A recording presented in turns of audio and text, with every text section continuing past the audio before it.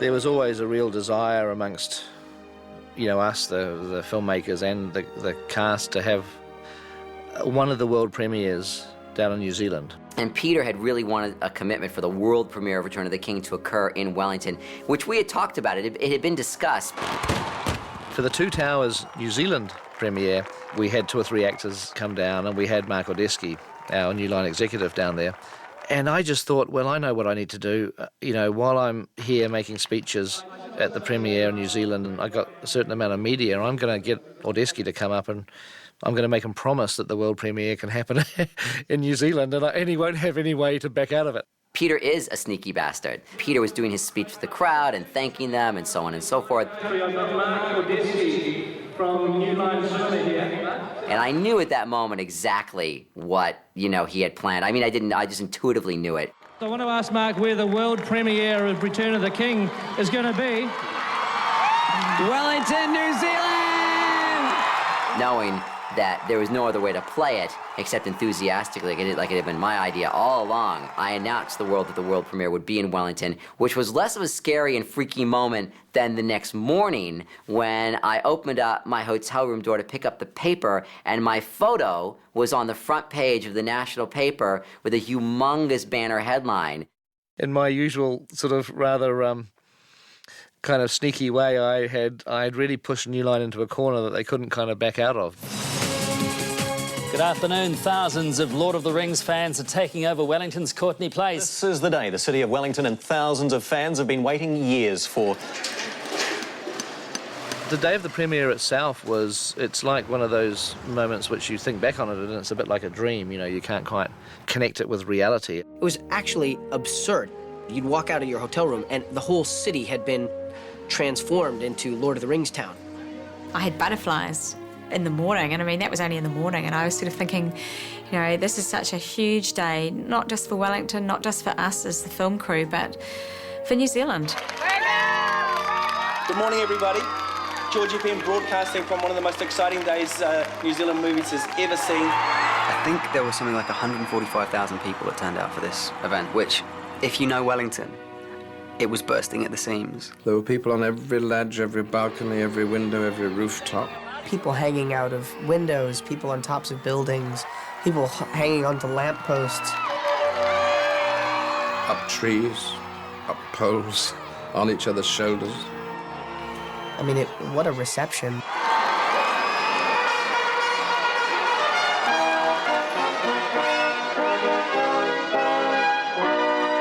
There's a huge event at Parliament to start the day with, with the Prime Minister and all this other senior ministers. This film was conceived of by a Kiwi, has been contributed to by thousands of Kiwis, and has been filmed entirely in New Zealand and is taking the world by storm. Shouldn't we feel proud? This is a day when we are so proud to be New Zealanders.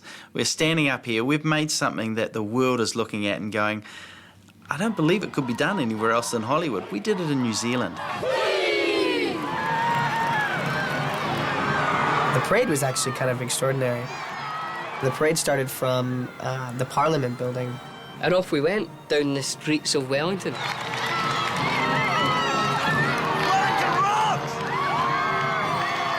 And Air New Zealand flew overhead one of their Frodo planes.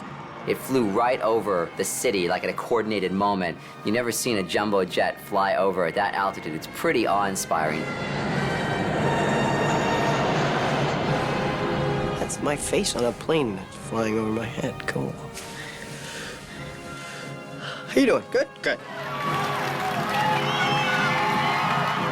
You really felt like you were an astronaut. I mean, it's the sort of thing I associate with landing on the moon.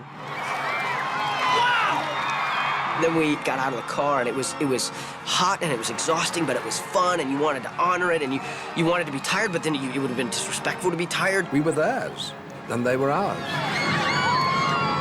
Just like the individual farewells to the actors, this was a farewell from all of us to all of them, to all the Kiwis, not just in the crew and their families, and not just Wellingtonians, but the whole country. There's a lot of people thought that Pete Jackson and New Zealand couldn't pull this off.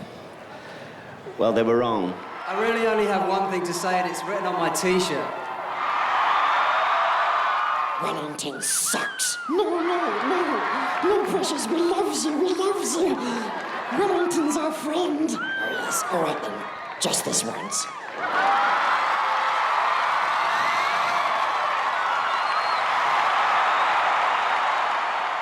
If ever I'm feeling down in the dumps, I can just turn on that film in my mind of that experience and feel loved again.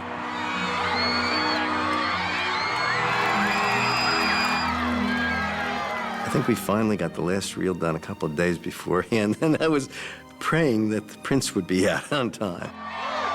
The first time that Peter saw the movie in its entirety was at the premiere of the film in Wellington. I love it. He's like, yeah, I'm looking forward to seeing the movie too. I haven't seen it. I'm like, what? It's like, yeah. It's like, I've been editing it. You know, I've seen pieces of it, but I've never seen the whole thing played down. Unbelievable. So at the end of the night, what'd you think, Pete? Yeah, yep, it's good. It's good. Yep, good. It's awesome. Absolutely incredible. Following the New Zealand premiere, there was this incredible world tour, which was like a whirlwind. Peter said he felt like we were the Beatles. But it really did feel that way. It was outrageous. It was one of those classic cases where, if it's Tuesday morning, it must be Paris. You're exhausted and you're tired, but it's like, shut up and enjoy it, because in 5 years' time, you're going to be thinking, wow, that was great. So after Denmark, Pete had to go home, and, people went their separate ways. But the three actors and Rick went up to Oslo for one more. I was thinking this is like one of the smaller premieres, kind of the last one, but it wasn't as big as the others. And here it was in an arena, that quite often had hockey games and whatnot. This gigantic arena and this huge movie screen, one of the biggest screens I've ever seen in my life. God aften, Oslo. Jeg fortsætter på engelsk, fordi mine kammerater forstår jo ikke dansk, og det gør I vel heller ikke. I turned to the guys and said, hey, guys, Viggo's making fun of us. He's probably saying we're fat or something. Wait a minute. And then after that, we proceeded to watch one of the most remarkable things I've ever seen, which was 200 actors reenacting the highlights of the first two movies preceding the third film. I will take the ring to Mordor. I do not know the way. They had been rehearsing for 6 months, professional actors and stunt people, for free, because they loved Tolkien. They acted out Pelennor Fields and Helm's Deep, and people got scarred and cut. I really wish that everybody had been there. I wish they could have seen this after what we'd all been through. It was astounding. And then it was over, It was home for Christmas, and it was a sense of, whoa, it's finished. But of course, it wasn't over, because straight after Christmas, we were going into the award season. I couldn't believe it. I was so excited when we were nominated for all those awards. Well, the Oscars certainly was something we never, ever dreamt would be a part of. We were privileged enough to be invited to the Oscars. I'm pretty sure, it was because of Fran and Pete. We met at the Maison Sofitel Hotel, the Four Hobbits did. And actually, when I saw Elijah, he saw me and he went, hey, and I went, oh, let's go over there. We walked over to this spot on the floor in the lobby. And I was like, do you know where we are? And he goes, oh, we were standing on the exact spot where we first met 5 years before. I said, I just want to have this moment. This is it, man. We've come full circle. For 3 years, we'd been hearing about Oscars. And obviously, for 3 years, members of our team had been winning Oscars. But there was this whole thing about, when are they going to honour the film? Are they going to honour the film? Are they going to snub it? Is it going to be ignored? They'd never before given an Oscar to what they described as a fantasy. Ever. Ever. I mean, the very first award was the one that I really wanted us to get, which was the art department. Because, Dan Henner and Grant Major and Alan Lee had been nominated in the previous years and they hadn't won. And the Oscar goes to Grant Major for Lord of the Rings. Dan Henner and Alan Lee for the set decoration. But that was the first one up, and they won, and it was like this incredible cheering in the group and this feeling of yay, and the night became enjoyable from that point. And as it started to unfold, you were just so worried that you were going to be the department that broke the line of success. And when we just kept winning award after award, I didn't believe it. I sort of felt like, oh my God, is this happening? Wait, do we have to stand up again? Quick, smile. I think that everyone who won an award on this would have traded in those awards to make sure that Peter Jackson got Best Director.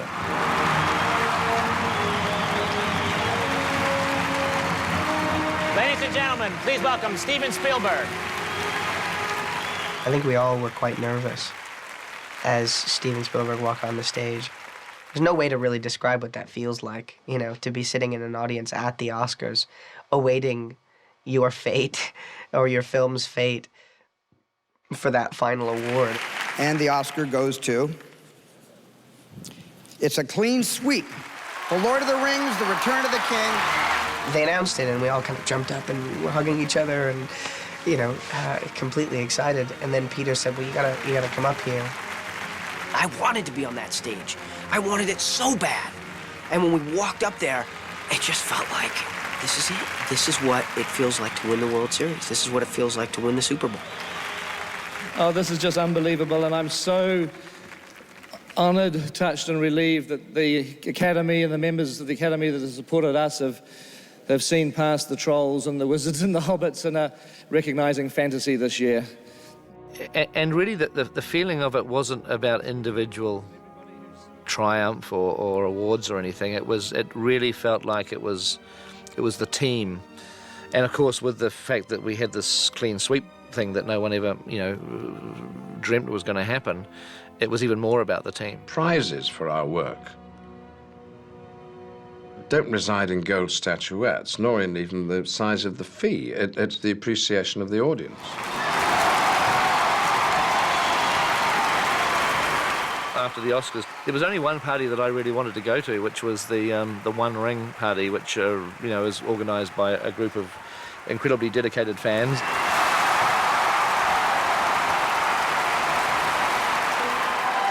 One of the things that really motivated us was we were absolutely terrified of letting you guys down. God, if you ever want to know what it feels like to be a rock star, that was that moment.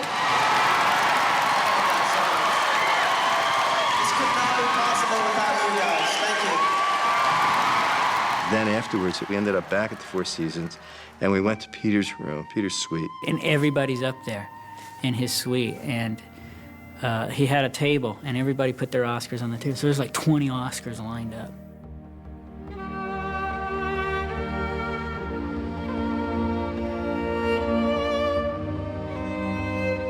That was pretty incredible. It was the first time I saw Peter in awe of something. For that moment, it was the family again. And in many ways, probably for the last time.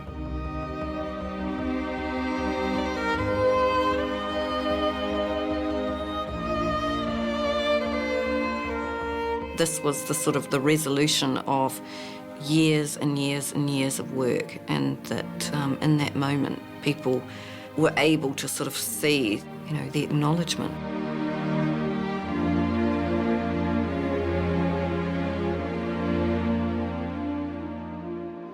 Yeah, okay, here we go, and roll camera.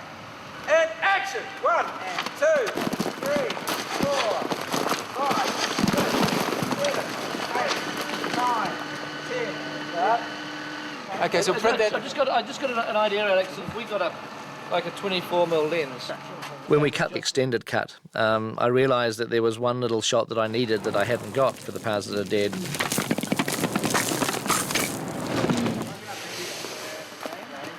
I guess finishing the theatrical version, none of us really wanted it to end, and so the extended cut gave us an opportunity to kind of carry on. We've already won the Academy Award for this film. We don't need to get all kind of funny about it, do we? That's the best thing to do. Win the Academy Award for Best Movie before you finish shooting the last shot. That's kind of the best way to do it, isn't it? We so enjoyed the process of making these movies. There's a part of us, I think, that never really wanted it to end. Whether you liked it or not, it was a significant part of your life. You know, so for some people it was 7, 8 years of work. For others it was 2 or 3 or 4 or 5 years of their life that was truly immersed in this project. It was a lifestyle, it wasn't a film. Lord of the Rings was like your suburb, really, because everybody's lives just kept happening in this kind of place for a very long period of time. Once you started working on Lord of the Rings, you got sort of brought into the family, and it just became your home, it became your environment, it became your lifestyle. And you just accepted that, and anyone who didn't last on the film. I don't think any of us have been involved with anything on this level, on this scale. Left, right, left, right. There is nothing that is daunting to me now, because I know nothing could ever be as intense as that experience. If you talk to any one of us, we would all have horror stories of what it cost us personally. There would be some fairly horrendous statistics out there to do with, you know, health and family breakups and girlfriends and boyfriends. It's a side of it that none of us choose to look at. I missed my son growing up. That when I left to come down here, he was 3 months old, you know, about the size of a cardboard box. And when I kind of came back for any decent stretches of time, he's kind of 3.5, 4 years old, and it was kind of sad to have missed out on that fantastic kind of time. Okay, everybody, let's wrap our gear and go have a party. You know, on some level, the stopping and the getting to the end is a relief. I mean, there's no doubt about that. I couldn't be truthful if I didn't, you know, admit that it's like, oh, thank God it's finished. But it's like a relationship coming to an end. It's like a family dissolving. It's intense, and you form friendships, and then the whole thing sort of stops. There's a realisation, too, that the friendships don't have to end.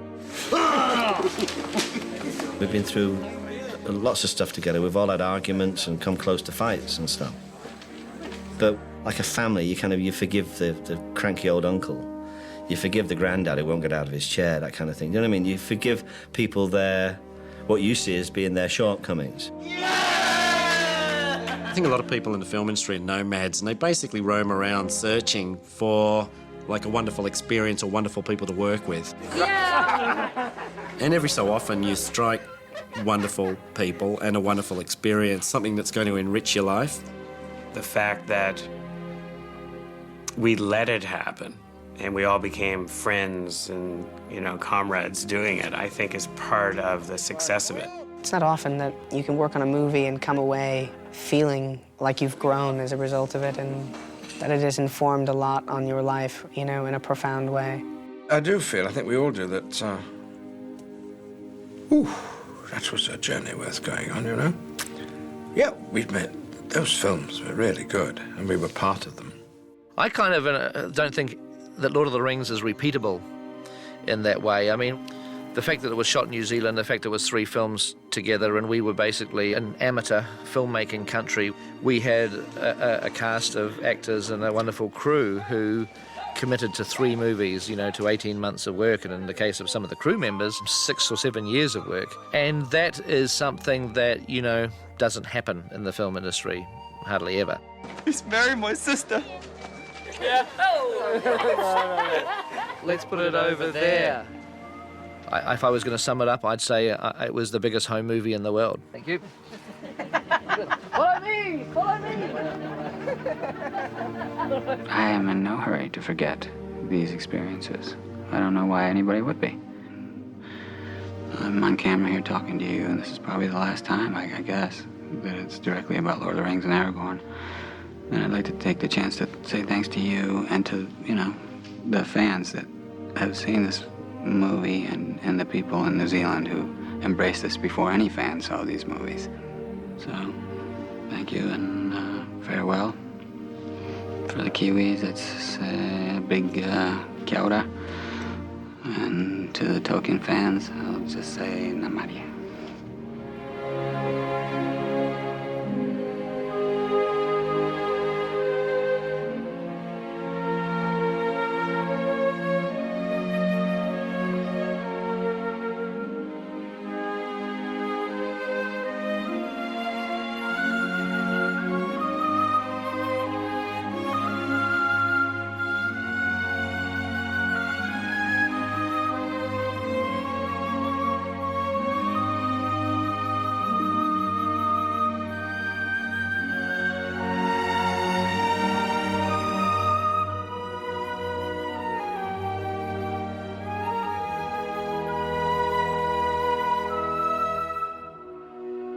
And thus it was. A fourth age of Middle-earth began. And the fellowship of the ring, though eternally bound by friendship and love, was ended.